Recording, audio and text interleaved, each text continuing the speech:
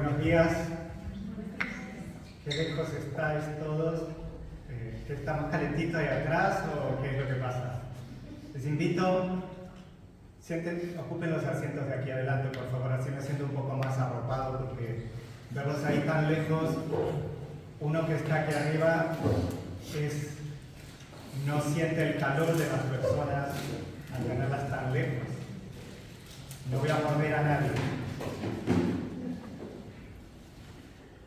Gracias por acercarse. Y hoy vamos a continuar con la lectura de la carta del apóstol San Pablo a la iglesia de Corinto, una iglesia en Grecia, y que habían pasado por muchos problemas, ¿se acuerdan? Y que habían vuelto a Dios, se habían arrepentido. Y ahora recuerdan que Pablo les estaba pidiendo una colaboración para la iglesia de Jerusalén, porque estaban pasando por un momento de necesidad. Entonces, él estaba apelando a su generosidad y en el capítulo anterior vimos cómo en su apelación él hacía alusión al tema de la gracia, ¿no? De la gracia de Dios, de la gracia nuestra. Y en este capítulo que hemos leído hoy, él sigue hablando de la gracia, ¿no? Sigue dirigiéndose hacia ese tema que envuelve este tema. Pero principalmente aquí se está refiriendo a la generosidad como el tema principal, ¿no? Y vamos a ver dos puntos de la generosidad que se refiere él aquí en este párrafo, y es la generosidad de Dios por un lado y nuestra generosidad por el otro. Entonces, para hablar de la generosidad de Dios, voy a empezar al revés de siempre, ¿no? Voy a empezar por el último versículo que hemos leído, el versículo 15, donde Pablo dice: gracias a Dios por su don inefable. Y nosotros podemos ver cómo es la generosidad de Dios a través de ese regalo inmerecido que Él nos dio. Podemos ver que nos ha dado un don que no puede ser explicado con palabras, ¿no? Eso es lo que significa inefable, no puede ser contado de alguna manera. Es tan alto, tan sublime, tan grande que no se puede explicar con palabras. Incluso es difícil de entender con nuestra mente, por eso es que no lo podemos explicar. Porque su gracia es inexplicable, ¿no? Y dice, en una parte decía que es sobreabundante la gracia que el Señor tiene para nosotros, es superabundante, dice en la otra versión. Entonces, solo nos queda darle gracias a Él por esa gracia. No podemos explicarla, no podemos convencer a la gente sobre la gracia de Dios, pero podemos recibirla y darle gracias al Señor. Dice en 1 Tesalonicenses 5:18: den gracias a Dios en toda situación, porque esta es su voluntad para ustedes en Cristo Jesús. O sea, la voluntad de Dios es que demos gracias en todo. Entonces, nos damos cuenta que tenemos que ser generosos nosotros en dar gracias también. No tenemos que dar gracias mezquinamente, sino ser generosos en dar las gracias. Y en toda situación, porque dice dar gracias en todo, ¿no? Tanto cuando nosotros podemos ayudar, gracias Señor porque puedo ayudar, así como cuando somos ayudados, ¿no? Dar gracias cuando también toca recibir ayuda.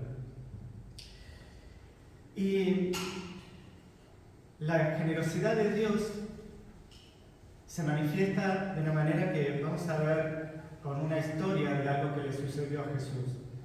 Una noche se acercó un fariseo, dirigente de los fariseos, se llamaba Nicodemo, y quiso tener una entrevista personal con Jesús. Y cuando estaba hablando con Jesús, le preguntó varias cosas, y en un momento Jesús le dijo, esto está en Juan 3:16 al 18, porque tanto amó Dios al mundo, que dio a su Hijo unigénito, para que todo el que cree en él no se pierda, sino que tenga vida eterna. Y le dijo también, Dios no envió a su Hijo al mundo para condenar al mundo, sino para salvarlo por medio de él. El que cree en él no es condenado, pero el que no cree ya está condenado por no haber creído en el nombre del Hijo unigénito de Dios. Y aquí, con estas palabras de Jesús, vemos en primer lugar que Dios nos ama. Él no está con el ceño fruncido, vigilando cada cosa que hacemos o decimos para castigarnos y mandarnos directamente al infierno, y revisando a ver si le amamos o no le amamos, sino que antes de que nosotros pudiéramos amarle, antes de que el mundo entero pudiera amarle, antes de que todas las personas pudieran amarle, Él nos amó primero. No merecíamos ser amados, pero Él decidió amarnos. Y en una carta, el apóstol Juan escribió en 1 Juan 4, del 9 al 10, así manifestó Dios su amor entre nosotros. Es como una explicación de lo que dijo Jesús en ese momento, ¿no? Así manifestó Dios su amor entre nosotros, en que envió a su Hijo unigénito al mundo para que vivamos por medio de Él. En esto consiste el amor, no en que nosotros hayamos amado a Dios, sino en que Él nos amó y envió a su Hijo para que fuera ofrecido como sacrificio por el perdón de nuestros pecados. ¿Qué nos queda ante esto? Darle gracias a Dios por su inmensa e inmerecida gracia. Y la generosidad de Dios, como vemos, está basada y fundada en el amor. ¿Por qué? Porque el amor es su esencia. Él es amor, dice en 1 Juan 4:8. Y ese amor que se manifiesta a través de su generosidad nos dio lo más grande que podía dar Dios, que era dar a su propio Hijo unigénito, nuestro Salvador, en sacrificio por nuestros pecados. Como decíamos recién, ¿podemos entenderlo con nuestra mente? ¿Por qué Dios lo hizo de esta manera?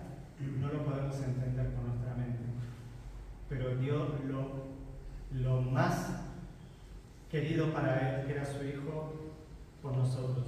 Y probablemente nunca vamos a poder dimensionar este gran acto de amor y generosidad en todo su esplendor y en su magnificencia, pero sí podemos aceptarlo y podemos confiar en ese gran acto de generosidad.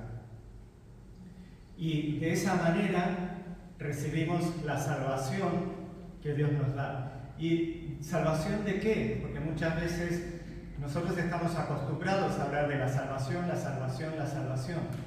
Pero me ha pasado que cuando a algunas personas les decía, a través de Jesucristo podemos tener salvación, me dice, ¿qué es la salvación? ¿Salvación de qué? La gente no sabe la salvación de qué. Es como lo que dijo Jesús. Ya estamos, Él vino a rescatarnos, ya estamos condenados a estar separados eternamente de Dios. Esa es la condenación. Y la salvación es que a partir de Jesucristo, cuando Él derramó su sangre por nosotros y murió en la cruz por nosotros y resucitó, a partir de ahí ya tenemos la salvación de esa condenación. Ya no estamos condenados a estar eternamente separados de Dios si confiamos y aceptamos ese sacrificio y ese acto de generosidad que Él hizo por nosotros. O sea que la generosidad de Dios que nos da la salvación. Cuando comenzamos, y ahora vamos a ver el siguiente punto, que es nuestra generosidad, ¿no? Estuvimos viendo hasta aquí la generosidad de Dios, y ahora vamos a ver el siguiente punto, que es nuestra generosidad.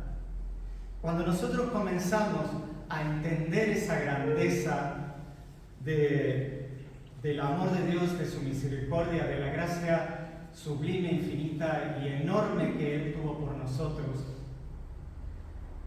es cuando comienza un proceso en nuestro interior y empezamos a valorar las cosas de una manera un poco más objetiva.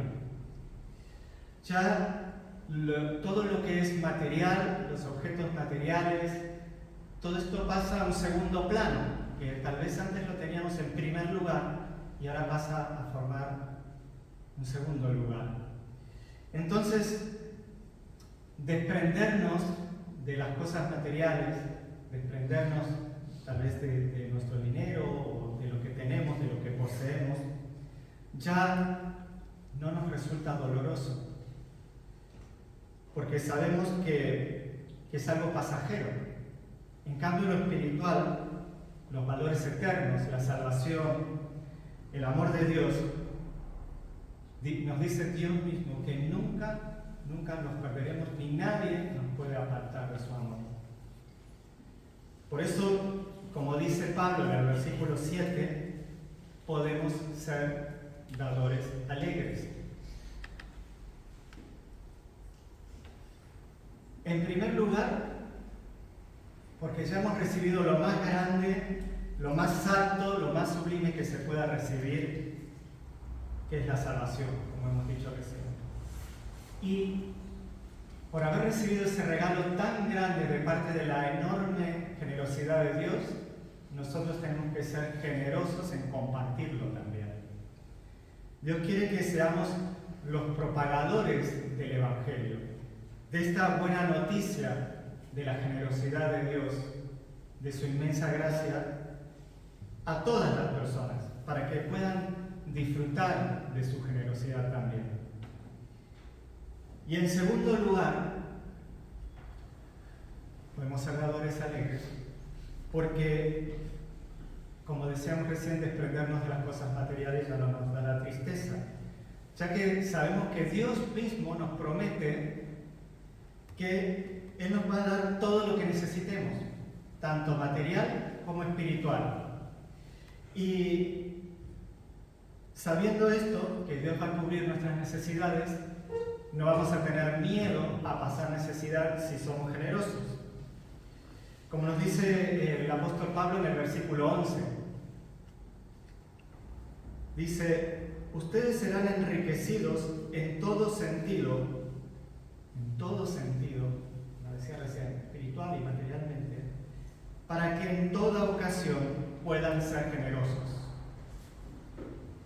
Y para que por medio de nosotros la generosidad de ustedes resulte en acciones de gracias a Dios.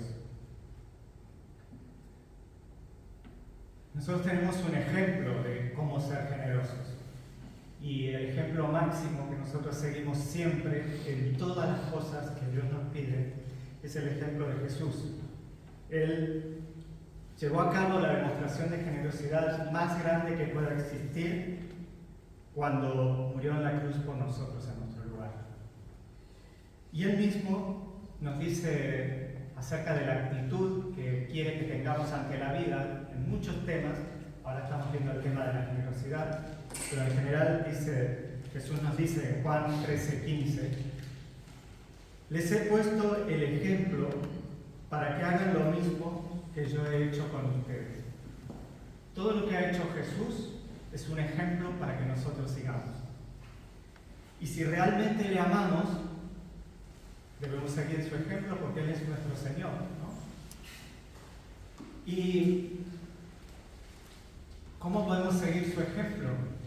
Dejando que el amor de Dios fluya a través de nosotros. Nuestro propio amor es pequeñito, nuestro propio amor no alcanza, pero el amor de Dios es infinito y Él es amor. Y si Él fluye a través de nosotros, fluye el amor de Dios a través de nosotros. ¿Y cómo quiere que fluya el amor de Él a través nuestro? Ayudando a los demás y dándole a los necesitados lo que cada persona necesita. Hay personas que van a necesitar de nuestro tiempo, de nuestro dinero o de algo que le podamos compartir, y hay personas que van a necesitar ayuda espiritual. No seamos tacaños, con lo que Dios nos ha dado. Podemos compartir también nuestros conocimientos, podemos compartir nuestros dones, podemos compartir nuestro oído para escuchar a alguien.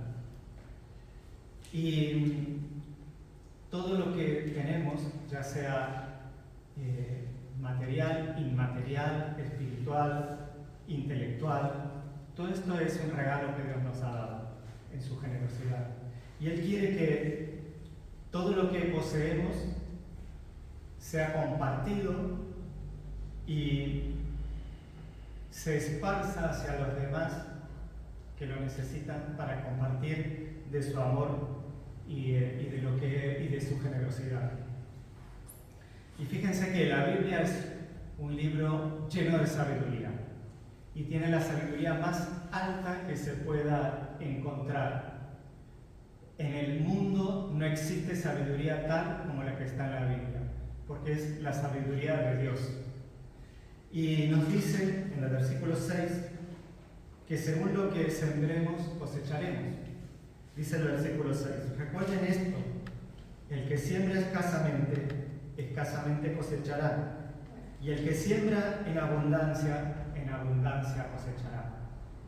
Si un agricultor, aquí estamos en Mallorca donde hay muchos almendros, ¿no? Si un agricultor siembra una semilla de un almendro, después de un tiempo va a crecer un árbol y va a tener los frutos de un árbol de almendros. Pero si un agricultor siembra 10 semillas de almendros, con el tiempo van a crecer 10 árboles y va a tener el fruto de 10 semillas de almendros. Y esto es aplicable a todas las áreas de nuestra vida.